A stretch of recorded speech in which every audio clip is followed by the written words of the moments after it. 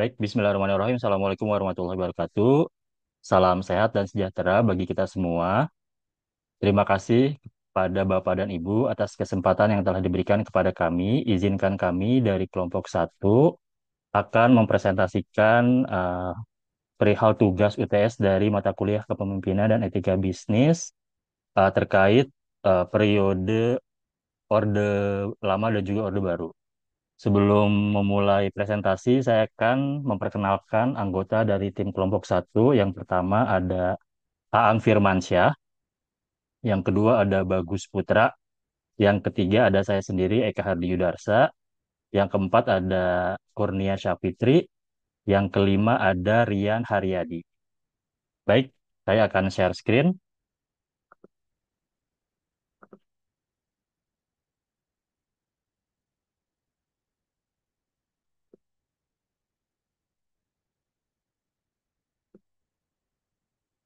Ya, topik utama yang akan kami bahas pada presentasi kali ini, yang pertama itu adalah terkait analisis SWOT tentang kepemimpinan Orde Lama dan juga Orde Baru, kemudian terkait contoh kepemimpinan strategis dan kritis, dan yang ketiga terkait mengapa kepemimpinan masuk ke dalam rumpun ilmu manajemen. Baik, saya akan menjelaskan perihal Orde Lama, yaitu orde yang dipimpin oleh Bapak Insinyur Soekarno. Beliau merupakan Presiden pertama Republik Indonesia dan juga salah satu tokoh paling penting dalam sejarah perjuangan kemerdekaan Indonesia. Dapat dilihat pada slide bahwa nama lengkap dari yang bersangkutan adalah Kusnu Sustro Diharjo atau kita kenal dengan Soekarno. Kemudian beliau juga lahir di Surabaya 6 Juni tahun 1901 dan wafat di 21 Juni tahun 1970. Beliau menjabat sebagai Presiden Republik Indonesia pertama itu dari tahun 1945 sampai 1967. Karakteristik kepemimpinan dari beliau di masa kepemimpinannya yaitu masa Orde Lama dimulai setelah Indonesia merdeka pada tahun 1945 dengan Soekarno sebagai presiden pertama. Pada periode ini, Soekarno dikenal dengan gaya kepemimpinan yang karismatik, di mana salah satu aspek yang sangat menonjol dalam sejarah Indonesia itu karisma seorang Soekarno ini bukan hanya terletak pada wibawa atau kepemimpinan berpidato, tetapi juga pada kemampuan untuk menginspirasi dan menyatukan berbagai kelompok di Indonesia yang sangat beragam dalam perjuangan kemerdekaan dan pembangunan negara. Selain itu juga beliau memiliki karakter sebagai sentralisasi kekuasaan. Kemudian beliau juga fokus pada persatuan nasional serta nasionalisme. Tantangan yang dihadapi pada masa Orde Lama yang pertama itu adalah instabilitas politik. Seperti kita ketahui bahwa pada era ini sistem pemerintahan itu berubah beberapa kali dari demokrasi parlementer ke demokrasi terpimpin.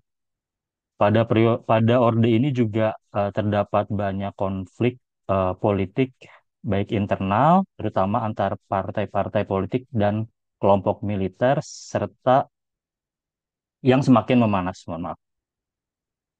Yang kedua itu adalah tantangan yang dihadapi terkait ketegangan ideologi ya. Jadi Soekarno mencoba menggabungkan tiga ideologi besar yaitu nasionalisme, agama, dan komunisme melalui konsep Nasakom atau nasionalisme, agama, dan komunisme yang dimana ini menimbulkan ketegangan ideologis di masyarakat pada saat itu.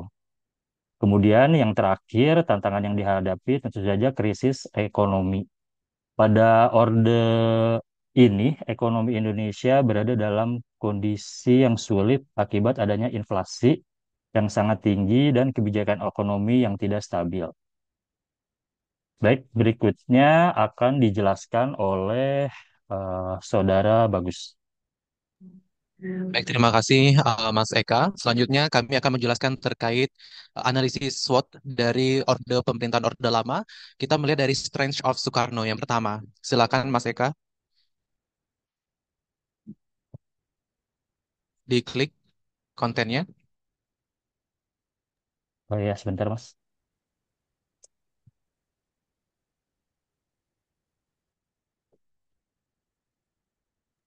Ya, Baik, kalau kita bisa melihat bahwasanya kekuatan dari Soekarno di sini adalah memiliki karisma. Beliau ketika berpidato kenegaraan, beliau ini terlihat sangat karismatik. Dan selanjutnya, tidak hanya berkarismatik, beliau juga memiliki visioner. Visi yang kuat untuk masa depan bangsa Indonesia. Ini terlihat sekali dari sosok beliau. Selanjutnya, strength dari of Soekarno adalah memiliki nasionalisme yang tentunya sangat luar biasa, yaitu mengedepankan ideologi nasional yang memperkuat rasa persatuan dan identitas nasional. Selanjutnya, kekuatan dari Soekarno juga di sini memiliki peran internasional, yaitu mengangkat suara negara-negara berkembang melalui gerakan non-blok. Ini meningkatkan reputasi Indonesia di panggung global. Namun sayangnya, ada kelemahan yang dimiliki oleh kepemimpinan era Orde Lama yang dimiliki oleh Soekarno. Yang pertama adalah otoriter. Ketika menuju akhir pemerintahannya, Soekarno semakin konsolidasikan kekuasaannya dan mengesampingkan sistem demokrasi parlemen. Tentunya ini sangat disayangkan ketika apa namanya kepemimpinan beliau. Selanjutnya kelemahan yang dimiliki beliau di Orde Lama tersebut adalah ketidakstabilan ekonomi. Kebijakan ekonomi Soekarno yang berfokus pada pembangunan proyek-proyek besar tanpa perencanaan ekonomi yang matang, menyebabkan pengeluaran anggaran yang tentunya semakin besar yang bisa mengakibatkan kerugian negara.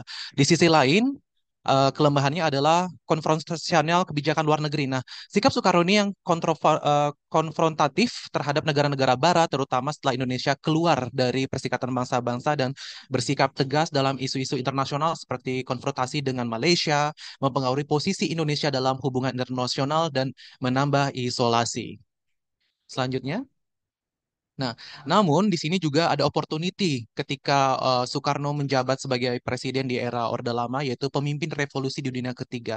Sebagai tokoh penting di gerakan non-blok, Soekarno memiliki kesempatan untuk memimpin dan mempengaruhi negara-negara berkembang dalam upaya melawan kolonialisme dan imperialisme Barat.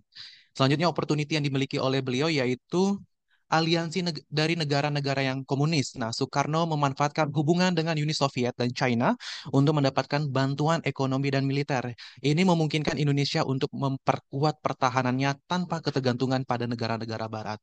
Selanjutnya adalah ancaman. Ancaman di era Orde Lama di sini adalah memiliki konflik internal ideologi. Tentunya adanya ketegangan antara golongan nasionalis, agama, dan komunis yang meningkat seiring perjalannya waktu. Apalagi ketika ada gerakan G30S PKI, ini adalah puncak dari ketegangan dari ideologi yang dipimpin oleh beliau, yang berujung pada runtuhnya kepemimpinan Soekarno. Selanjutnya di sini juga ada militer yang menguat. Nah, kekuatan militer yang di era Soekarno ini terutama di bawah kepemimpinan Soeharto memiliki kekuatan yang meragukan pemimpinan Soekarno. Nah, terutama setelah peristiwa G30 tadi, ketidakpuasan di kalangan militer terhadap kebijakan politik Soekarno menjadi ancaman bagi posisinya sebagai presiden.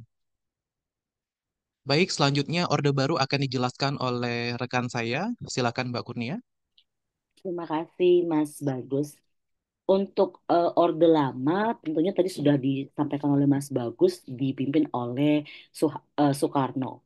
Nah, untuk Orde Baru ini dipimpin oleh seorang tokoh militer yaitu Jenderal Besar TNI Purnawirawan Soeharto di mana beliau lahir pada tanggal 8 Juni 1921 dan wafat 27 Januari 2008. Beliau memimpin selama kurang lebih cukup lama 1968 sampai 1998.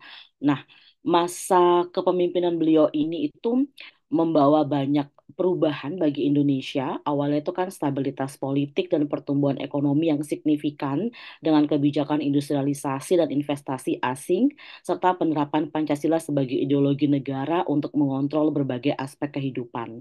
Jadi memang pada Orde Baru ini tidak bisa dipungkiri banyak sekali hal dampak positif yang didapat seperti politik yang stabil, ekonomi yang bertumbuh secara signifikan, industrialisasi yang juga sangat tinggi, serta investasi asing, juga penerapan Pancasila sebagai ideologi negara. Tapi rezim ini juga terkenal dengan KKN atau korupsi, kolusi, dan nepotisme, serta juga pendekatan otoriter karena memang basisnya kan dari militer ya yang membatasi demokrasi yang menimbulkan ketidakpuasan politik.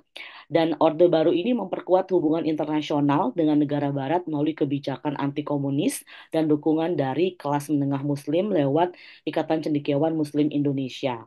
Namun, karena lagi-lagi ada krisis ekonomi tahun 97-98 dan gerakan pro-demokrasi yang diperkerasai oleh mahasiswa itu memperburuk legitimasi rezim yang akhirnya berujung pada jatuhnya Soeharto. Untuk strength dari Soeharto, kita akan bahas di sini ada strength dan juga weakness-nya. Untuk strength-nya sendiri, yang pertama, silakan Mas Eka diklik. Pertama tadi seperti sudah disampaikan ada stabilitas dan keamanan politik. Karena memang basisnya militer, jadi dukungan militernya sangat kuat dan kebijakan represif terhadap oposisi di mana berhasil menciptakan stabilitas politik dan keamanan. Kita mungkin ingat di era Orde Baru ini itu hanya ada 3 partai politik ya, sehingga akhirnya memang kebijakannya juga represif sekali terhadap oposisi. Itu ada efek positifnya di mana politik menjadi lebih stabil dan juga aman. Kemudian pembangunan ekonomi juga sangat pesat, ada infrastruktur yang terus dibangun, sektor pertanian dan industrialisasi, itu berarti meningkatkan pertumbuhan ekonomi dan mempercepat modernisasi Indonesia. Di mana Indonesia pada waktu itu sudah pasca em, kemerdekaan juga butuh sekali modernisasi yang berkembang pesat. Nah, yang ketiga ini sangat dibangga-banggakan karena pada saat Soeharto berkuasa itu Indonesia melakukan atau mencapai swasembada pangan, di mana karena ada program intensifikasi pertanian, jadi Soeharto memang sangat memperhatikan pertanian, di mana dapat Indonesia melakukan swasembada pangan dan memperbaiki ketahanan pangan, di mana ini merupakan suatu prestasi karena Indonesia sebagai negara agraris bisa mencukupi kebutuhan pangannya sendiri. Nah, strength yang terakhir dari Soeharto adalah hubungan diplomatik. Jadi memang dia juga bagus hubungannya dengan negara-negara maju, yang berarti meningkatkan investasi asing, dukungan finansial, juga memperkuat posisi Indonesia di kancah internasional. Nah, weakness-nya dari Soeharto, itu yang pertama tadi, ada praktek KKN yang meluas. Jadi, kerabat dan kroni-kroni Soeharto ini sering sekali mendapatkan keuntungan dari posisinya dan banyak pejabat yang menyalahgunakan kekuasaan yang merugikan keuangan negara. Kemudian yang kedua, weakness-nya itu adalah tadi eh, militernya kuat, kemudian kebijakan represif terhadap si oposisi ini juga bagus, ada kestabilan politik dan keamanan, tapi ternyata juga mengakibatkan pengekangan kebebasan pers, pembatasan kegiatan politik dan menindas oposisi. Pengawasan yang ketat terhadap masyarakat dan pengguna kekerasan ini menyebabkan terjadinya pelanggaran HAM yang berat. Kita juga mungkin pernah dengar ada isu-isu Petrus gitu ya pada tahun 90-an atau 80-an di mana akhirnya ini menyebabkan terjadinya pelanggaran HAM yang berat. Untuk weakness yang berikutnya adalah sentralisasi kekuasaan. Jadi ini memusatkan kekuasaan di pemerintahan pusat yang mengabaikan aspirasi daerah. Jadi akhirnya pembangunan itu cuma tersentralisasi di Jakarta atau lebih pusatnya di Jawa dan ini mengakibatkan tidak meratanya pembangunan di Indonesia terutama di daerah seperti Kalimantan, Sulawesi dan juga Papua. Kemudian yang terakhir adalah ketergantungan pada militer. Karena memang basisnya militer, maka peran ganda militer di mana sebagai alat pertahanan dan juga pengelola politik, hal ini mengakibatkan menghambat perkembangan demokrasi dan menciptakan pemerintahan yang bergantung pada kekuatan militer. Untuk opportunity dan threat-nya akan disampaikan oleh rekan saya, Mas Aang. Silakan. Baik, terima kasih Mbak Nia. Di sini saya akan melanjutkan analisa SWOT dari kepemimpinan Orde Baru. Opportunity yang pertama adalah adanya modernisasi nasional, di mana kebijakan pembangunan ekonomi yang berfokus pada infrastruktur pendidikan dan kesehatan membuka peluang bagi Indonesia untuk adanya modernisasi. Kemudian opportunities yang kedua adalah posisi sebagai pemimpin ASEAN. Dalam era ini, Indonesia memainkan peran penting dalam pembentukan ASEAN, sehingga dalam era ini adanya pengaruh Indonesia di kawasan ASEAN. Opportunity selanjutnya adalah dukungan ekonomi dan teknologi dari negara maju. Dengan adanya hubungan yang baik dengan negara Barat dan Jepang, sehingga adanya bantuan teknis dan finansial yang mampu meningkatkan kemajuan teknologi dan ekonomi yang ada di Indonesia. Selanjutnya adalah peningkatan SDM. Pembangunan sektor pendidikan dan kesehatan berpotensi menciptakan SDM yang lebih berkualitas sehingga mampu menopang untuk kemajuan negara Indonesia. Sementara threat yang ada pada era Orde Baru adalah adanya krisis ekonomi pada tahun 1997 sehingga menghancurkan stabilitas ekonomi Indonesia sehingga adanya utang luar negeri dan lemahnya sektor perbankan membuat stabilitas kepemimpinan era Soeharto menjadi tergoyangkan. Selanjutnya adalah adanya tuntutan demokratisasi dan reformasi. Karena adanya pembatasan kebebasan dan korupsi yang merajalela memicu ketidakpuasan kalangan masyarakat, sehingga mulailah muncul gerakan pro-demokrasi dan tuntutan reformasi. Selanjutnya adanya pelanggaran HAM dan tekanan internasional. Banyak diketahui pelanggaran HAM dilakukan selama Orde Baru kepemimpinan Soeharto, terutama di wilayah-wilayah Aceh, Papua, dan Timur Timur, sehingga banyak kecaman dari dunia internasional. Hal ini merusak citra Indonesia dan meningkatkan tekanan dari dunia luar. Selanjutnya adalah ketidakpuasan daerah. Sentralisasi kekuasaan dan ketidakmerataan pembangunan menimbulkan ketidakpuasan di beberapa daerah yang memunculkan gerakan separatisme dan ancaman terhadap keutuhan NKRI.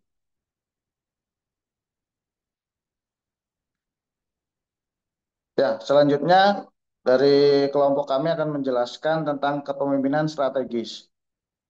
Kepemimpinan strategi sendiri adalah kemampuan untuk mengantisipasi dan membayangkan masa depan, mempertahankan fleksibilitas, berpikir secara strategis, dan bekerja dengan orang lain untuk melakukan perubahan yang akan menciptakan keunggulan kompetitif bagi organisasi di masa depan. Strategi yang dilakukan pemimpin strategis menghubungkan tiga hal, yaitu tujuan, cara, dan alat yang digunakan. Menurut Halim dan Tarigan, gaya kepemimpinan strategis dapat tercermin melalui komponen-komponen sebagai berikut. Yang pertama, pemimpin harus dapat menentukan tujuan atau visi.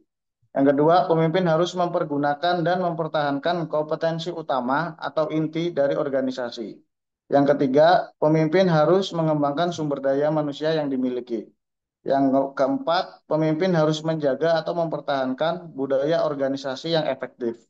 Yang kelima, pemimpin harus menekankan pada praktek yang sesuai dengan etika. Dan yang terakhir, pemimpin harus menetapkan kontrol organisasi yang seimbang. Contoh kepemimpinan strategis adalah yang dilakukan pada era Presiden Joko Widodo. Selama 10 tahun masa pemerintahan Presiden Joko Widodo, pembangunan infrastruktur menjadi salah satu fokus utama pemerintah, mencakup infrastruktur untuk konektivitas, layanan dasar, pangan, energi, dan industri. Presiden Joko Widodo menekankan bahwa pembangunan infrastruktur tidak hanya sekedar terlihat dari bangunan fisiknya, tetapi juga harus memberikan manfaat yang nyata bagi masyarakat. Dikenal sebagai pemimpin yang strategis, Jokowi berhasil meluncurkan program pembangunan infrastruktur yang ambisius, termasuk pengembangan jalan tol, bandara, dan pelabuhan, guna meningkatkan konektivitas serta memperkuat pertumbuhan ekonomi Indonesia. Selanjutnya akan dilanjutkan oleh rekan kami, Mas Rian. Oke, terima kasih Mas Aang. Oke, selanjutnya saya Rian akan mencoba menjelaskan terkait definisi kepemimpinan kritis. Jadi, kepemimpinan kritis ini merupakan suatu pendekatan kepemimpinan yang mengajak pemimpin untuk mengadopsi sikap reflektif terhadap peran dan pengaruh mereka. Kepemimpinan kritis ini melibatkan pemahaman mendalam terhadap hubungan kekuasaan dan dampak sosial dari keputusan yang dibuat oleh pemimpin. Jadi pemimpin kritis tidak hanya memimpin dengan otoritas, tapi juga mempertanyakan dan menganalisis bagaimana kekuasaan dan keputusan mereka mempengaruhi anggota organisasi dan lingkungan di sekitarnya. Menurut Collinson, Collinson ini seorang ahli teori kepemimpinan dari Inggris. Jadi menyarankan bahwa kepemimpinan kritis harus bersifat introspektif, dan mendorong para pemimpin untuk melihat kelemahan dalam sistem organisasi serta dinamika yang dapat mengarah pada ketidakadilan atau ketidakseimbangan.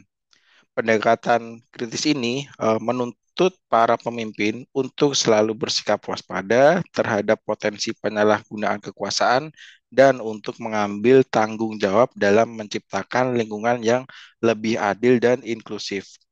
Nah, dalam contohnya sendiri, kepemimpinan kritis ini boleh di next, Mas Eka. Maaf, terima kasih. Nah, dalam contoh kepemimpinan kritis ini kita bisa berikan contoh yaitu Bapak Prabowo Subianto. Jadi beliau seorang pemimpin dengan latar belakang militer dan politik yang kuat. Beliau menunjukkan beberapa karakteristik yang dapat dikaitkan dengan kepemimpinan kritis ini, terutama dalam konteks kepemimpinannya sebagai Menteri Pertahanan Republik Indonesia. Contoh kepemimpinan kritis dari Pak Prabowo sendiri yaitu pendekatan terhadap ketahanan nasional yang kritis dan reflektif. Jadi Bapak Prabowo memiliki pandangan yang tajam dan kritis terhadap ketahanan nasional Indonesia. Seringkali mempertanyakan dan menganalisis ketahanan pertahanan negara. Dia menyoroti pentingnya membangun dan memperkuat alat utama sistem pertahanan atau alutsista dengan cara yang berkelanjutan untuk mengurangi ketergantungan pada pihak luar. Pandangannya ini mencerminkan pendekatan kritis, di mana dia mempertimbangkan risiko jangka panjang dan mengidentifikasi kelemahan dalam sistem pertahanan Indonesia saat ini. Gitu. Oke, selanjutnya saya akan menjelaskan kenapa kepemimpinan itu masuk dalam rumpun ilmu manajemen. Kita masuk dulu ke definisi kepemimpinan. Jadi, kepemimpinan itu adalah suatu proses di mana seorang pemimpin menciptakan visi serta mempengaruhi sikap, perilaku, pendapat, nilai-nilai, dan norma pengikut untuk mewujudkan visi tersebut. Kepemimpinan merupakan suatu proses yang berkelanjutan dan bukan sesuatu yang terjadi secara instan. Proses ini dapat dipahami sebagai suatu sistem yang terdiri dari masukan, proses, dan keluaran kepemimpinan. Berdasarkan teori dari Wirawan tahun 2013. Nah, kita masuk ke definisi manajemen sendiri. Jadi, manajemen itu adalah suatu proses yang melibatkan perencanaan, pengorganisasian, kepemimpinan, dan pengendalian upaya para anggota organisasi, serta penggunaan seluruh sumber daya yang ada dalam organisasi untuk mencapai tujuan yang telah ditetapkan. Dalam konteks ini, kepemimpinan berfungsi sebagai subsistem dari manajemen, mengingat pentingnya peran pemimpin dalam menggerakkan bawahan. Ini berdasarkan teori juga dari Munjarat tahun 2023. Jadi, setiap individu memiliki potensi kepemimpinan dan pemahaman mengenai kepemimpinan sebagai salah satu fungsi manajemen untuk membantu meningkatkan kemampuan dalam mempengaruhi, membimbing, motivasi, dan mengawasi orang lain untuk mencapai tujuan organisasi. Kepemimpinan yang efektif akan berdampak positif pada kinerja organisasi, khususnya dalam pencapaian tujuan yang ditetapkan. Sehingga output yang dihasilkan dapat sesuai dengan target organisasi serta memberikan outcome yang diharapkan. Jadi inilah kenapa kepemimpinan masuk dalam ranah ilmu manajemen. Oke. Selanjutnya, nah ini daftar pustaka atau referensi yang kita gunakan. Jadi kebanyakan dari kita mengambil referensi dari buku-buku yang berkaitan dari teori-teori kepemimpinan. Ada dari Collinson, Halim, Munjarat, Wandrial, Wibowo, dan Wirawan. Sekian presentasi dari kami. Saya kembalikan ke Mas Eka.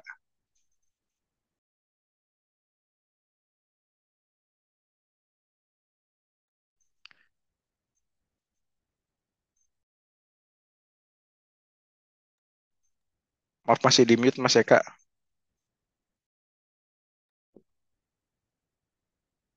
Terima kasih kepada rekan-rekan atas penyampaian presentasinya pada kali ini.